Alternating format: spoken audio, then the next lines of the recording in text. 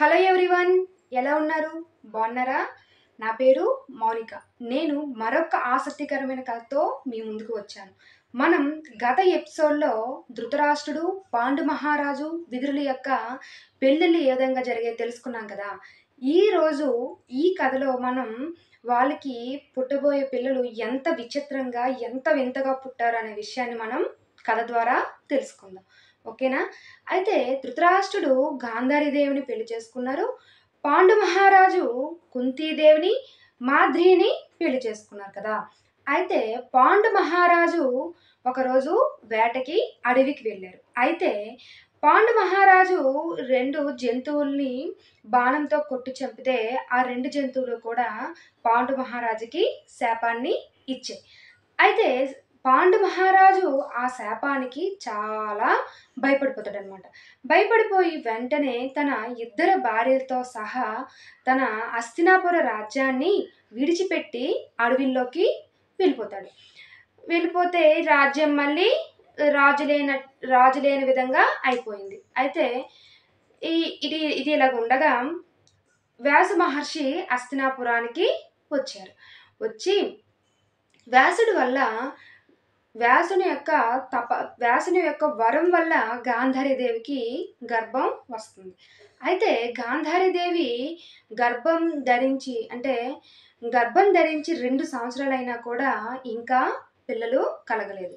కానీ అడవులకు వెళ్ళిన కుంతీదేవికి మాత్రం మొదటగా ధర్మరాజు జన్మిస్తారు. ఎవరి వరం వల్ల అంటే యమధర్మరాజు వరం వల్ల ధర్మరాజు జన్మిస్తారు కుంతికి. అయితే ఈ విషయాన్ని తెలుసుకున్న గాంధారీదేవి ధృతరాష్ట్రునికి తెలియకుండా తన గర్భాన్ని అంటే కడుపుపై గట్టిగా కొట్టుకుంటుంది. ఆమె అలా కొట్టుకోవడం వల్ల ఆమె కడుపు నుంచి పెద్ద ఇనుప గుండులా ఉండే ఒక మాంసపు ముద్దనేది వస్తుంది. అయితే ఏటి 2 సంవత్సరాలయింది. ఇంకా పిల్లలు పుట్టలేదు. నాకన్నా చిన్నదైన కుంతికి బాబు పుట్టాడు. నాకింకా కలగలేదు అని చెప్పి ఈవిడ చాలా బాధపడుతుంది.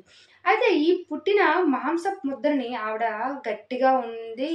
చాలా ఏమీ చలనం లేనట్టు అంటే కదలిక ఏమీ లేకపోవడం వల్ల ఆ మాంసపు ముద్దని బయట పడేయాలనుకుంటుంది. అయితే వెంటనే వ్యాస భగవానుడు గాంధారి దగ్గరికి వచ్చి, అమ్మా గాంధారి, నువ్వు అలాగా చేయకు. ఈ ఈ మాంసపు ముద్ద నుంచి నీకు 100 మంది కుమారులు పుడతారు అని చెప్పారు.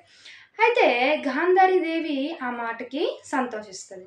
అయితే వెంటనే వ్యాస భగవానుడు 100 కుండలను తెప్పించాడు. ఆ 100 కుండలను కూడా 100 కుండల్లో ఈ మాంసపు ముద్దలను కొంచెం 100 ముక్కలుగా అయిన తర్వాత వాటిని ఆ కుండల్లోని వేశారు.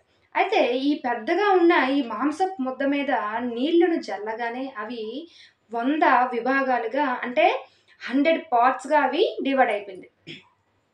డివైడ్ అయిపోయిన వెంటనే వ్యాస భగవానుడు ఒక్కొక్క కుండలోని ఒక్కొక్క చిన్న చిన్న మాంసపు ముద్దను వేసి దానిపైన నెయ్యిని జల్లాడు. జల్లి గాంధారితో ఇలా చెప్పాడు. గాంధారి, నువ్వు ఈ కుండల్ని ఇప్పుడు ఓపెన్ చేయకు, అంటే తెరవకూడదు. నేను 2 సంవత్సరాలు హిమాలయాలకి తపస్సుకెళ్తున్నాను. నేను వచ్చేంత వరకు వీటిని తాకకన్నా జాగ్రత్తగా చూసుకో అని చెప్తాడు. అప్పుడు తల్లి గాంధారీదేవి వ్యాస భగవానికి నమస్కరించి, సరే మునివర్య, మీరు వచ్చినంత వరకు నేను ఈ ఈ కుండల్లోనున్న నా బిడ్డల్ని నేను జాగ్రత్తగా చూసుకొని, మీరొచ్చాక నా తాలూకా బిడ్డల్ని నేను చూసుకుంటానని ఇలా నమస్కరించి చెప్తుందనమాట. అయితే వ్యాస భగవానుడు తపస్సు కోసం అడవులకి వెళ్ళిపోతాడు. అయితే 2 సంవత్సరాల తర్వాత వ్యాస మహర్షి గాంధారి దగ్గరికి వచ్చి కుండల్లోనున్న ఆ మాంసపు ముద్దలను చూడగా మొదటగా వచ్చినది దుష్టుడైన, చెడ్డవాడైన దుర్యోధనుడు.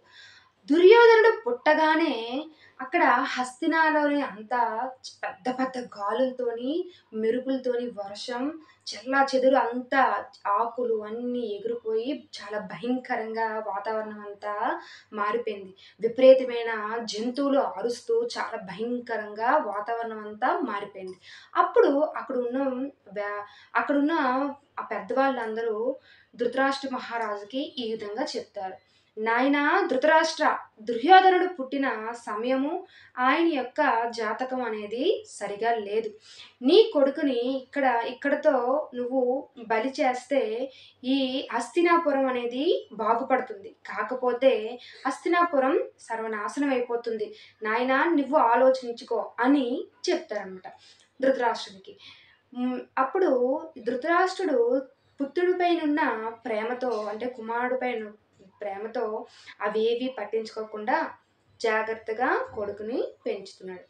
అదేవిధంగా ఫస్ట్ ఈ దుర్యోధనుడు పుట్టగా తర్వాత అందులోని 100 మందిలో ఒక అమ్మాయి జన్మిస్తుంది. ఆమె దుస్సల. మిగతా వాళ్ళు 99 మంది అబ్బాయిలు జన్మిస్తారు. పిల్లలు, కథ విన్నారు కదా. ఈ కథ మీకు నచ్చినట్లయితే కామెంట్ చేయండి, షేర్ చేయండి, మన ఛానల్ను సబ్స్క్రైబ్ చేయండి. అలా అయితే మీకు మరిన్ని కథలను నేను ఈ ఛానల్ ద్వారా మీకు మంచి మంచి ఆసక్తికరంగా ఉండే కథలు మీకు తెలియజేస్తాను.